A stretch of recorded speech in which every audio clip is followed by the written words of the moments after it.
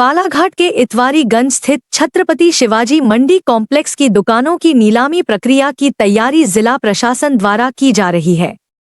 लगभग 8 करोड़ 65 लाख रुपए की लागत से बनी इन दुकानों के नीलामी की मांग काफी समय से की जा रही थी, क्योंकि 2015 में भूमि पूजन और 2020 में लोकार्पण के बाद भी ये दुकानें अब तक नीलाम नहीं हो सकी थी।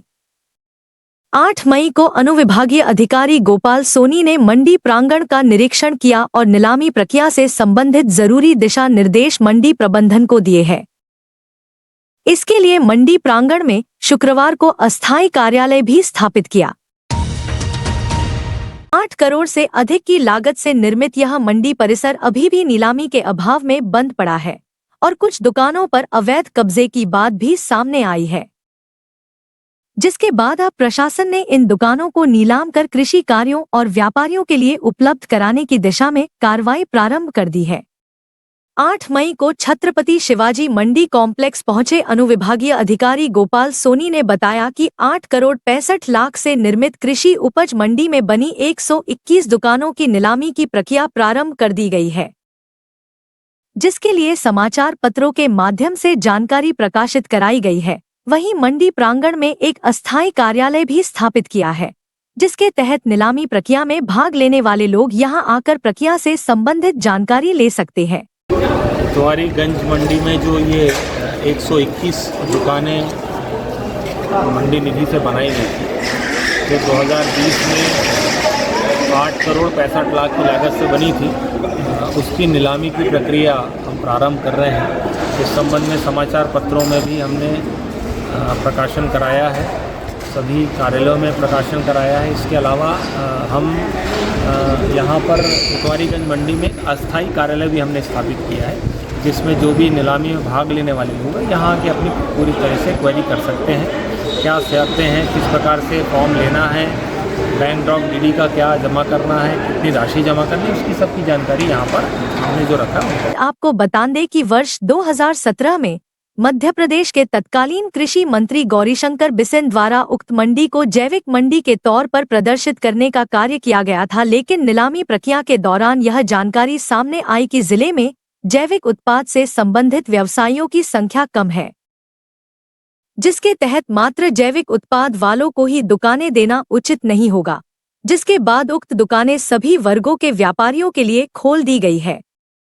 अनुविभागीय अधिकारी गोपाल सोनी ने बताया कि लगभग 9 लाख रुपए से 29 लाख रुपए की दुकानें यहां मौजूद है। व्यापारी सभी के लिए किया गया है, ऐसा कोई स्पेसिफिक हमने जैविक प्राकृतिक वाले को नहीं रखा है, क्योंकि इस संबंध में पूर्व में सूचना यही रही थी कि जैविक जो उत्पाद वाले उनको लिया जाए, लेकिन जब हमने कृषि विभाग से इसकी जानकारी ली गई थी तो उनके द्वारा जानकारी दी गई कि इस क्षेत्र के लोग यहाँ कम हैं, तो उसको अकेले को रखना फिर बेहतर नहीं होगा, इसलिए सभी के लिए ओपन है। क्या रखा है सर नीलामी की प्रक्रिया में? एक दुकान की अनुमानित कीमत क्या रखी है? अलग अलग स्क्वायर मीटर की दुकानें हैं यहाँ पर, तो उनकी अलग अलग ऑफसेट प्राइस है और उनका उसी हिसाब से मूल्यांकन किया। शुरुआत कहाँ से हो रही है? लगभग 9 लाख के हिसाब से है पहली दुकान, 9-9 लाख की, और जो 23 स्क्वायर मीटर की दुकान है वो लगभग 19 लाख के आसपास की है। अलग अलग रेट है उसके, और यहाँ पूरी प्रक्रिया समझाने के लिए मंडी से हमने यहाँ कार्यरत। अनुविभागीय अधिकारी ने बताया कि 7 मई से 22 मई शाम 6 बजे तक नीलामी प्रक्रिया में भाग लेने वाले लोगों के फॉर्म लिए जाएंगे, जिसकी स्क्रूटनी 28 मई को इतवारीगंज मंडी में होगी। उन्होंने बताया कि मंडी में हुई टूट-फूट के सुधार के लिए तकनीकी अधिकारियों को निर्देशित किया गया है, जिसे सुधार किया जाएगा।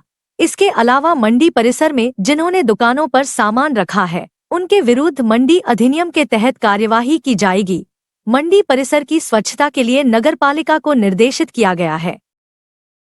मंडी परिसर में अवैध पार्किंग न हो, इसके लिए मंडी परिसर के चारों ओर बैरिकेडिंग कराई जाएगी। पहले से जो लोगों ने सर दुकानों को रखा हुआ है, यूज कर रहे हैं, उपयोग कर रहे हैं, उन पे क्या कुछ कार्रवाई की जाएगी? कैसा क्या रहेगा? अभी उसका कोई डेटा ऐसा मंडी में नहीं रखा था, कुछ लोगों ने यहाँ सामान रखे थे, उसके विरुद्ध भी हम मंडी अधिनियम के अंतर्गत कार्रवाई करेंगे। काफ़ी अव्यवस्थाएं हैं सर यहाँ पर, जैसे साफ़ सफाई की अपन बात करें, यहाँ पर कई साल बाद अपन मंडी चालू कर रहे हैं, संचालन कर रहे हैं आज यहाँ पर, तो किस प्रकार से यहाँ पर इनको साफ सफाई निर्देशित? की व्यवस्था के लिए मैंने मंडी को कहा है, कल नगर पालिका की एक टीम यहाँ लग के पूरी साफ़ सफाई करेंगी। अनावश्यक रूप से अब लोग यहाँ भ्रमण ना करें, गाड़ियाँ ना खड़ी करें, इसके लिए तीनों तरफ से अभी बैरिकेटिंग भी हम करवा देंगे, ताकि केवल जो नीलामी में भाग लेने वाले लोग हैं वही यहाँ तक पहुँचेंगे और मंडी में जिस भी दुकान के लिए नीलामी करना चाहें उसको विधिवत देख के वो अपनी बोली लगा सकें। सर एक बड़ा हॉल है यहाँ पर जिसको पार्किंग स्थल बना दिया गया है यहाँ के रहवासियों द्वारा, 4 पहिया वाहन यहाँ पर हमेशा पार्किंग पे रहते हैं, तो उनके लिए किस प्रकार की यहाँ पर? उनके लिए, रहवासियों के लिए यहाँ कोई सुविधा नहीं है। ये पार्किंग जो यहाँ दुकानदार होंगे या जिन्होंने यहाँ दुकानें ली है उनके लिए ही रखा गया है, बाकी और रहवासियों के लिए कोई व्यवस्था नहीं।